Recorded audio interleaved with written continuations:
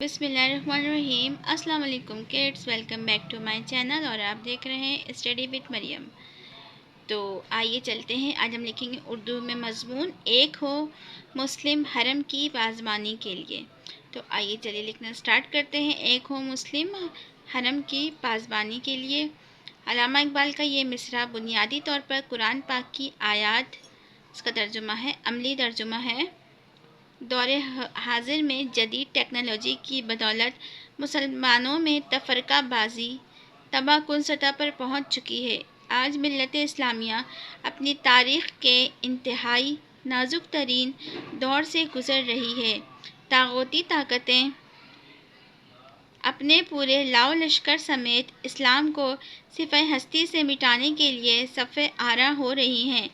آج قوم رسول ہاشمی صلی اللہ علیہ وسلم کے فرزندوں میں نسلی اور لسانی تعصبات کو ہوا دے کر ان کی ملی وحدت کو پارا پارا کرنے کی سازشیں کی جا رہی ہیں۔ علاقائی عصبیتوں کو اچھال اچھال کر انہیں ایک دوسرے کے خون کا پیاسا بنایا جا رہا ہے۔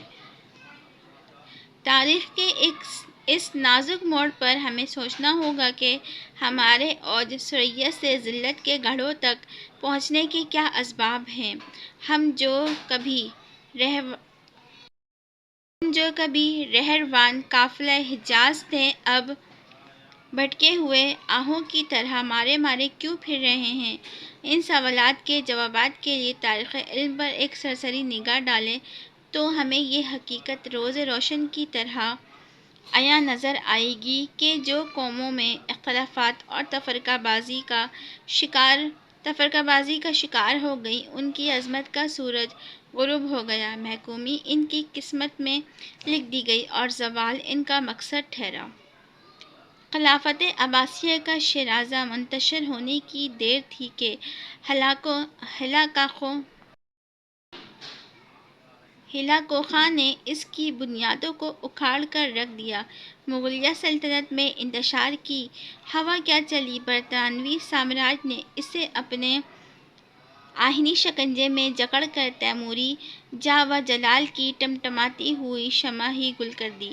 اگر ہم چاہتے ہیں کہ مسلمانوں کو اپنی کھوئی ہوئی عزت واپس مل جائے، اگر ہم چاہتے ہیں کہ مسلم نشاتہ ثانیہ کا خواب پورا ہو جائے، اگر ہم چاہتے ہیں کہ ہم روز قیامت رسول اکرم صلی اللہ علیہ وسلم کی نگاہوں میں سرخرو ہو جائیں، اگر ہم چاہتے ہیں کہ بطور پاکستانی دنیا میں ہمارا سر فخر سے بلند ہو، اگر ہم چاہتے ہیں کہ پاکستان اور عالم اسلام ترقی کرے، اگر ہم چاہتے ہیں کہ اللہ تعالی ہمیں معاف کر دے، تو صرف اور صرف تفرقہ بازی سے بچنا ہوگا۔ اللہ کی رسی کو مضبوطی سے تھام کر ہی ہم ان گہری کھائیوں میں گرنے سے بچ سکتے ہیں جو مغربی تہذیب کی شکل میں ہمارے تمام تر اثاثوں کو چاٹتی جا رہی ہے۔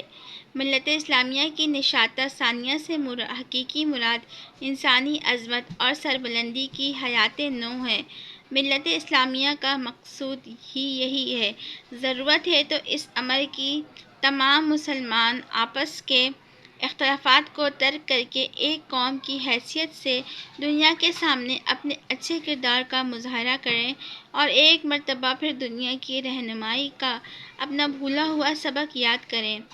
آج وقت کا تقاضا ہے کہ ہم میں احساس ضیاع پیدا ہو۔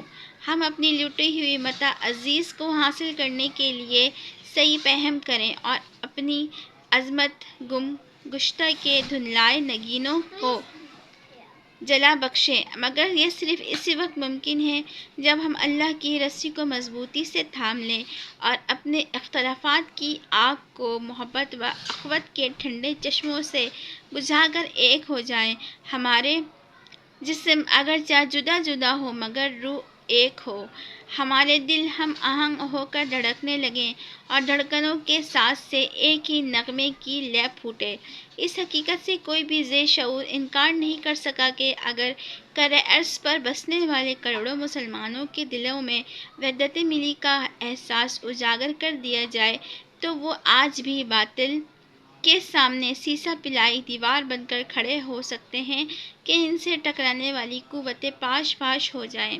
تو آئی ہوپ سو بچوں آپ کو میری ویڈیو پسند آئی ہوگی. مزید ایسی ویڈیوز کے لیے میرے چینل کو سبسکرائب کریں, ویڈیو کو لائک کریں, شیئر کریں. ملتے ہیں نیکسٹ ویڈیو میں. Thanks for watching. Subscribe now and press the bell icon. Never miss an update.